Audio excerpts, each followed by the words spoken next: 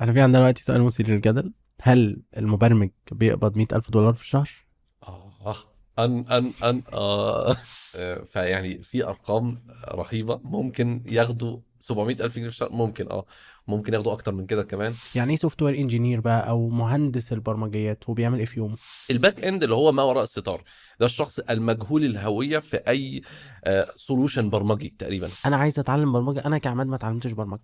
ليه؟ انا كل لما اجي ادخل عايز اتعلم برمجه الاقي في واحد بيقول لي 50 لغه. ان انت لو عندك خلق ان انت تشتغل وتتعلم لوحدك فترة طويلة، فصدقني البرمجة هتبقى حاجة كويسة معاك. اكبر خطا او اهم واشهر خطا بيعملوه المبتدئين في مجال البرمجه دلوقتي في مبادرات زي الاي تي اي، رواد مصر الرقميه، وغيرها من المبادرات اللي هي بتاخدك في تراك معين لمده معينه، 4 شهور، 6 شهور، 9 شهور.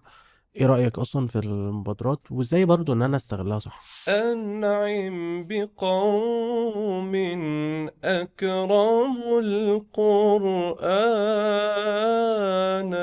تابعنا على سبوتيفاي، يوتيوب، وكل منصات البودكاست. كاريري كاست، دليلك العملي لكل مجال.